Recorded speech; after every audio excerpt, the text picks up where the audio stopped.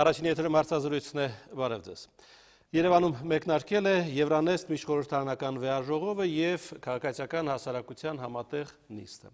Վաղը ազգային ժողովում տեղի կունենա 4-րդ լիագումար նիստի պաշտոնական բացումը։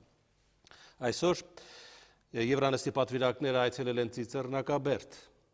Մասնակիցների թվում է Եվրանեստ խորհրդարանական վեաժողովի համանախագահ Հեյդի Հաուտալան, բարև ձեզ։ Զրույցին կմասնակցի և կօգնի մեզ Վահե Մկրտչյանը, շնորհակալություն Վահե նախապես։ Դուք առաջին անգամ եք Ծիծեռնակաբերդում։ Yes, it was my first time and it's my first trip to Yerevan and Armenia and I was deeply impressed by this place and the memory. Առաջի անգամն է, որ ես գտնվում եմ Երևանում, Հայաստանում եւ առաջի անգամն է, որ այցելեցի Ծիծեռնակաբերդ եւ ասեմ, որ ես շատ խորը տպավորությունների տակ եմ։ Երևի գիտեք նաև, որ այս ապրիլի 24-ին նշվում է հայոց մեծ եղեռնի 100-ամյա տարելիցը։ Հետաքրքիր է եվրոպական կառույցները, Եվրոպական միության երկրները ինչ հետաքրքրություն կդրսևորեն այս կարևոր պատմական անցքի նկատմամբ։ Probably you know that on April 24th we're going to commemorate 100th anniversary of Armenian genocide and I would like to know what is the attitude of European institutions, of European structures towards this very important historic event. The European Parliament is very likely to adopt a resolution to commemorate the centenary of the genocide before the 24th of April. And I think it will be done in dignity, really hoping that there would be a capability in Turkey to deal with its own past and let academicians and researchers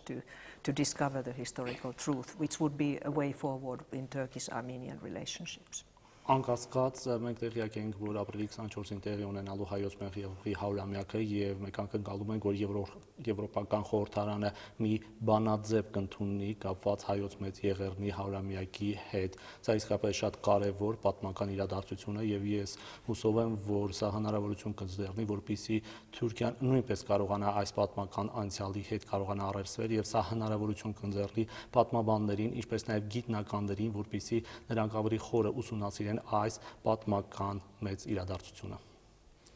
Այստեղ հատուկ ուսումնասիրության կարծեք թե կարիք այլևս չկա։ Հետաքրքիր է եվրոպական շատ երկրներին ինչն է պահում ավելի համարձակ արտահայտություններ այստեղ ինձ թույլ տալ։ I think there has been an important development since 1998 when the European Parliament for the first time expressed itself on the genocide, talking about what it was. But of course, what would be very important that now Turkey would deal with its own past. And what we can do, of course, is try perhaps as Euronest, also a European Parliament, to accommodate some confidence-building initiatives. So it has to move forward, and of course now, as it has been mentioned, at the moment the ball is with Turkey. We hope that this process will go on, because when finally there will be a peaceful settlement about this conflict, then I'm sure that it will release so much positive energy in the whole of this region. Կարծում եմ, որ 1998 թվականին արդեն Եվրոպական խորհրդարանը ընդունել է մի բանաձև կապված ցեղասպանության հետ եւ սա արդեն կարեւոր իրադարձություն էր եւ ես գտնում եմ կարեւոր է նաեւ որպեսզի Թուրքիան կարողանա հաշտվել եւ ընդունել իր պատմությունը եւ երբ որ այս ամենը ավարտվի, երբ որ արդեն իսկապես կողմերը կարողանան համաձայնության գալ, սա արդեն հնարավորություն կընձեռնի արդեն ապագա ավելի դրական զարգացումների համար եւ կողմերի միջև հստակ հարաբերությունների հաստատման համար։ Փորձագիտական շատ հայտնի կարծիք կա, որ ցեղասպանության ճանաչումը, լիարժեք ճանաչումը ավելի շատ ոչ թե հայերին եւ Հայաստանին է պետք այսօր, պետք է ավելի շատ Եվրամիության անդամ երկրներին։ Yes, certainly. I think also having progress on dealing with this very painful genocide and with the past will also serve as an example for dealing with other genocides that other people have suffered from. For instance, of course, each genocide is unique, and it's a unique tragedy that has happened, and 1.5 million people here is a great tragedy. And then again, there are others that should be also recognized. I think I'm thinking in our Euronest, we also have the painful memory of millions of Ukrainians that starved to death during the Stalin time. So let us hope that the Armenian genocide and the way Turkey will be able to face the truth will also serve as an example to do justice to other people who have suffered, perhaps not similar, but very painful and unjust tragedies. Իհարկե ցեղասպանության ճանաչումը մի շատ կարևոր երևույթ է, որպեսզի այլևս նմանատիպ երևույթները չկրկնվեն եւ 1.5 միլիոն հայերի սպանությունը որպես ցեղասպանության ճանաչելը դա շատ կարևոր հանգամանք է նմանատիպ երևույթներից խուսափելու համար։ Սա իսկապես շատ ցավալի երևույթ է, բայց դրանով հանդերձ մենք չպետք է մոռանանք նաեւ այլ նմանատիպ ցեղասպանություններ, օրինակ 1 միլիոն ուկրաինացիների սովամահ լինելը Ստալինի ժամանակահատվածում, որը շատ մեծ ծանր հարված է եղել այդ ժողովրդի համար եւ օրինակը հայկական ցեղասպանության օրինակը ճանաչելը եւ դատապարտելը իսկապես շատ մեծ արդարության հաղթանակի լավ օրինակ կլինի նմանատիպ երևույթներից ապագայում խուսափելու համար։ Ձեզ չի զարմացնում, որ Թուրքիան հենց այս տարի որոշել է փոխել Գալիպոլի ճակատամարտի հաղթանակի օրը։ Well, indeed, I think it's a signal that Turkey still has to work on its own past. I think Armenia could have expected a different kind of response from Turkey. That's my clear view when I heard about this. Իհարկե սա հստակ ազդակ է, որ Թուրքիան պետք է փոխի իր դիրքորոշումը իր անցյալի հանդեպ եւ անձնապես եւ գտնում է, որ Հայաստանը արժանի էր մեկ այլ մոտեցման այս հարցում։ Հիմա գանք Եվրանեստին։ Մեր հարևանը չի մասնակցում։ Գիտեք պատճառը ինչու։ Well, together with my Ukrainian co-chair, Mr. Boris Tarasyuk, we wrote a letter. We tried very much to convince the Azerbaijan to send a delegation because it would also be in their own interest so that when we discuss common issues that they are there to give their views. I do not know at the end what went wrong, but clearly it's a loss that we don't have them here. And I think we have to create conditions where they can feel that their needs are going to be met and their concerns are being heard. But let me also mention that we are bringing here this week a very good initiative where Armenian and Azeri youth talk to each other in a peaceful way to talk about the possibility of peace and settlement of this conflict. And Euronest could serve as a platform for such confidence-building initiatives, which are very important. Ես եւ մեր գործընկեր համանախագահ Ուկրաինացի Տարասյուկը մենք մի նամակ են գրել Ադրբեջանի իշխանություններին, հորդորելով նրանց, որպեսզի նրանք մի պատվիրակություն ուղարկեն Հայաստան Եվրոնեստի այս գագաթնաժողովի մասնակցելու համար, սակայն չգիտեմ ինչ կապատարվեց եւ վերջի պահին նրանք հրաժարվեցին մեկնել Երևան։ Իհարկե բոլոր քայլերը անհրաժեշտ է ձեռնարկել, որպեսզի նրանց մտահոգությունները, նրանց բոլոր կարիքները հաշվի առնվեն, այդ առումով իհարկե աշխատանքներ պետք է կատարվի, բայց ես ուզում եմ խոսել մեկ այլ նախաձեռնության մասին։ Այս շաբաթ ուրեմն այդ նախաձեռնությամբ ենք հանդես գալու, երբ որ Հայաստանի եւ Ադրբեջանի երիտասարդները հնարավորություն կունենան միասին նստելու, որպեսզի կարողանան քննարկելու խաղաղ ճանապարհով այս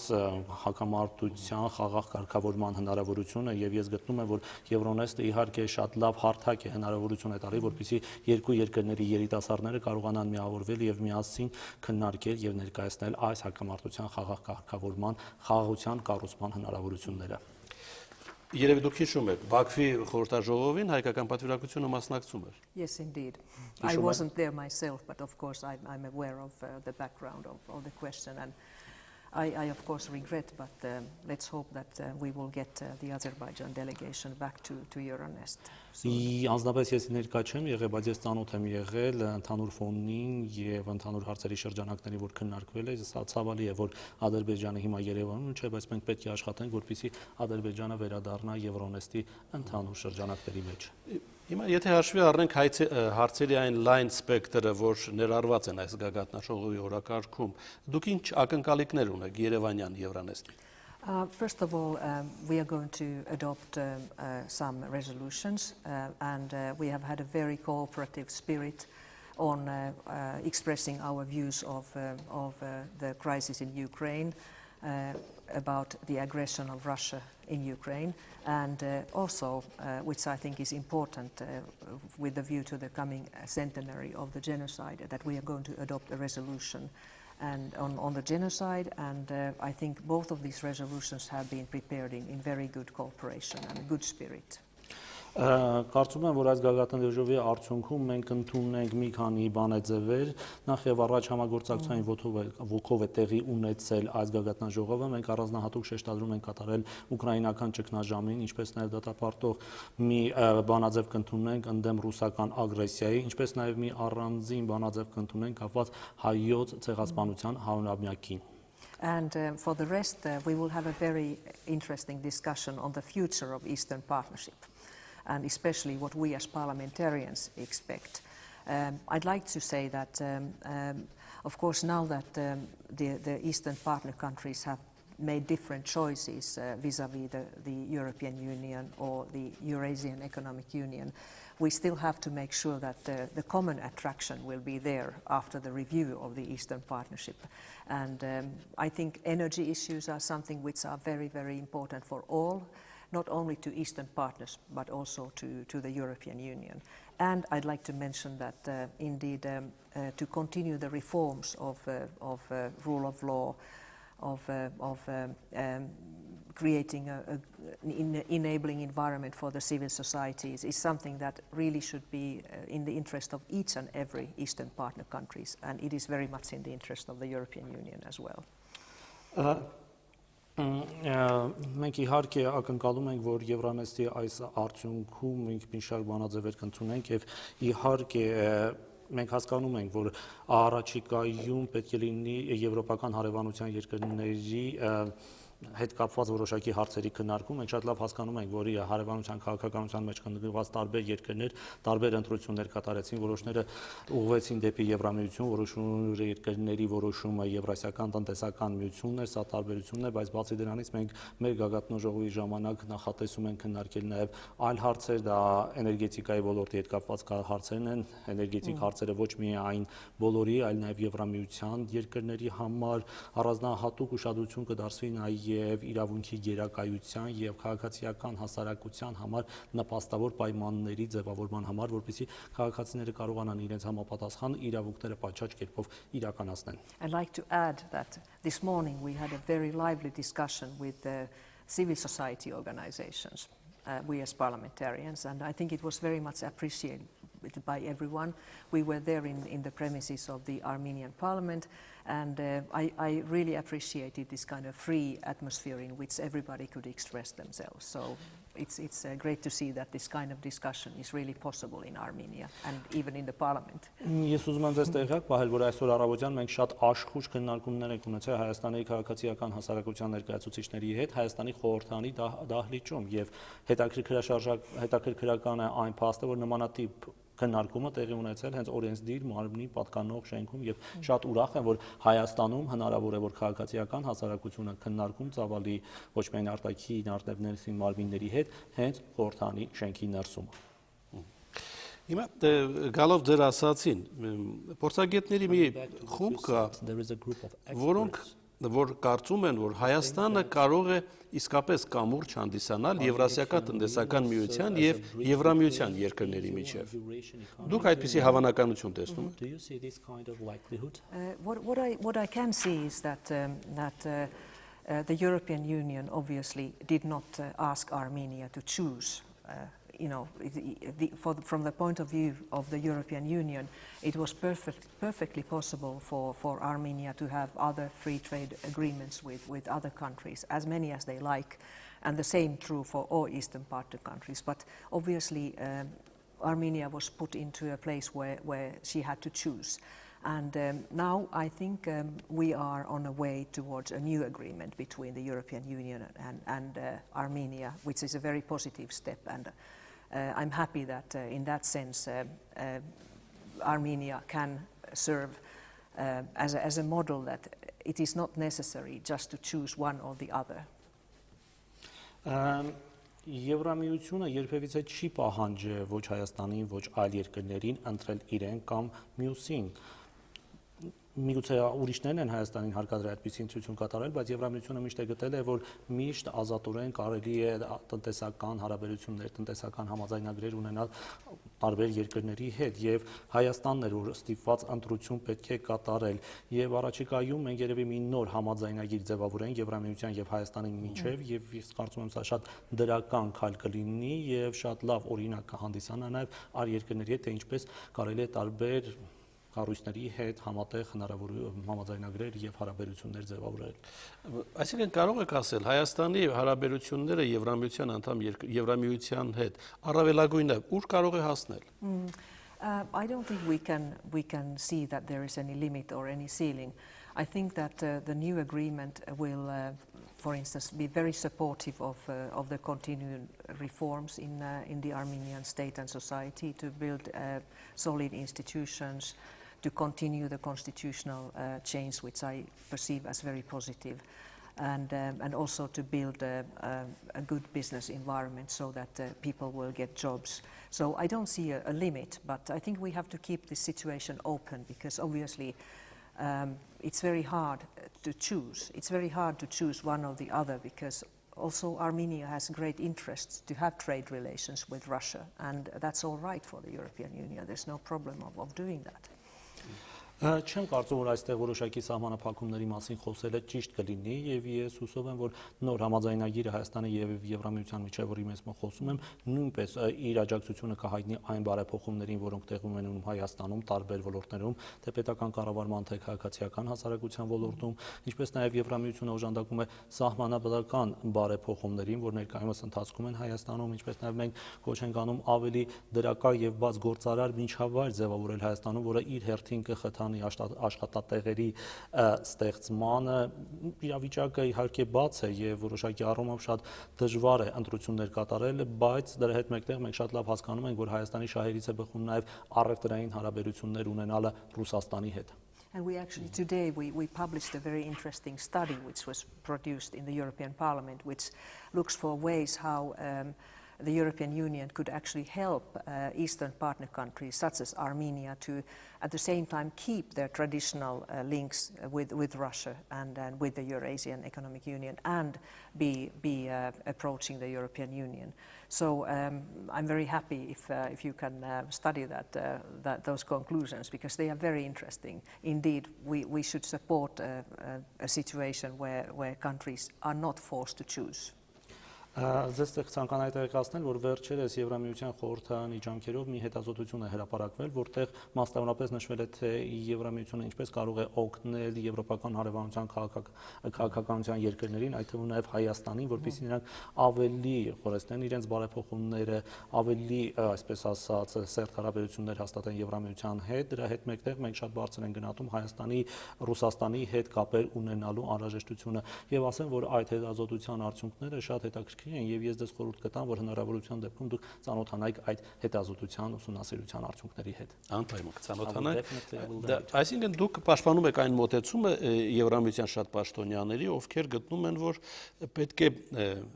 այդ թվում եւ Հայաստանին արևելյան գործընկերության երկրներին թույլ տալ տարբերակված մոտեցում։ Ձեր ասած հենց դա է։ Well, actually, what I would like to say is that yes, at the same time, it's necessary to see that all the situations of the 6 partner countries are to some extent very different. And then we have the 2 groups. We have the countries with association agreements, which is of course Ukraine, Georgia, and Moldova, and the 3 others: Azerbaijan, Armenia, and Belarus. But what I would like to see as co-president of Euronest is that we keep the common attraction. And that's why I'm speaking, that we have to look for common interests, like deepening our energy relations, energy security, and to really support also financially the reforms of each of the 6 countries, irregardless if they have the association agreement or not. Obviously, the European Union has perhaps more responsibilities towards the countries with association agreements, but we should not create a situation where somehow it will be divided into 2 groups. Շատ կարճ պատասխանեմ, Այո, իհարկե անհրաժեշտ է որպեսզի 6 գործընկեր երկրների հանդեպ մենք հնարավորինս հավասար մոտեցում ցուցաբերենք, չնայած հասկանում ենք, որ այդ 6 գործընկեր երկրները երկու խմբի են բաժանվել, երկրներ, որոնք արդեն ձգտել եւ ստորագրել են ասոցիացիան համաձայնագիրը, դա Վրաստանը, Ուկրաինան եւ Մոլդովան է եւ 3 երկրները Հայաստանը, Ադրբեջանը եւ Բելարուսը, որոնք այլ տարբերակված մոտեցում են ցուցաբերել, բայց չափազանց կարեւոր է, որպեսզի այս բոլոր երկրների հետ մենք շարունակենք պահել ընդհանուր գրավչությունը Եվրամիության հանդեպ։ Իհարկե այդ գրավչության մեջ տարբեր հարցեր են մտնում, ես այստեղ ցանկանայի շեշտագրել էներգետիկ հետ կապված հարցերը, էներգետիկ համագործակցությունը, էներգետիկ անվտանգությունը, ինչպես նաև մենք պետք է հնարավորինս հավասար մոտեցում ցուցաբերենք բոլոր այս երկրներին կապված աջակցությանը իրենց բարեփոխումներին։ Այդ առումով Եվրամիությունը չի ցանկանում ինչ-որ առանձնատուկ, Եվրամիությունը իհարկե հասկանում է, որ մենք առանձնատուկ պարտավորություն ենք եւ պատասխանատվություն ենք զգում արդեն ասոցիացիան համաձայնագիր ստորագրած երկրների հանդեպ, բայց դրա հետ մեկտեղ մենք ցանկանում ենք մեր օժանդակությունը տրամադրել բոլոր 6 երկրներին։ Այսինքն Ռիգայում որևէ պայմանագիր համաձայնագիր ստորագրելու հավանականությունը իսկապես մեծ է։ I don't know what will be signed, but I'm sure that there is this common interest to keep the Eastern Partnership and perhaps learn from the lessons of the past 4 or 5 years and go with some new energy towards the next step. And we as parliamentarians, I think we have a very big responsibility of inspiring the Riga summit with some ideas. I've shared a few here in this discussion, and I'm sure that our Euronest Parliamentary Assembly will come up with more ideas during the coming days. Ես ոչ մի գաղափար չունեմ, թե Ռիգայում ինչ փաստաթուղթ պետք է ստորագրվի, բայց ես առավել քան վստահ եմ, որ մենք պետք է շարունակենք եվրոպական հարևանության քաղաքականությունը, օժանդակություն պետք է տրամադրենք բոլոր այդ երկրների, որ ներգրավված են այդ քաղաքականության մեջ։ Իհարկե, հաջորդ քայլերի մասին պետք է մենք մտածենք եւ մենք որպես Եվրամիության խորհրդանականներ պետք է օգտագործենք նաեւ Եվրանեստի այս հարթակը ավելի խթանելու բարեփոխումները, ավելի շատ օժանդակություն տրամադրելու եւ ամեն ինչ անելու այս ամենը կենսունակ պահելու համար։ Մեզ էլ մնում է հաջողություններ մաղթել ձեզ այդ ազնիվ մղումները իրագործելու ճանապարհին։ Thank you very much, and I would also like to thank Yerevan and Armenia for giving us this opportunity to work in a constructive spirit, and I hope that we can find also constructive solutions to the sensitive issues that we are dealing with. Շատ շնորհակալություն, օգտվելով այս հնարավորությունից կցանկանայի նաև շնորհակալություն հայտնել Երևանին եւ Հայաստանին մեզ այս հնարավորության համար, որը դրնվել էր համագործակցության եղանակով աշխատանքը կատարելու համար։ Շնորհակալություն։ Այսպեսին էր հարցազրույցի այս թողարկումը, այսօր իմ զրուցակիցը Եվրանեստ խորհրդարանական վեհաժողովի համանախագահ Հեյդի Հաուտալան եւ զրույցին մասնակցում էր Վահե Մկրտչյանը։ Հաջողություն։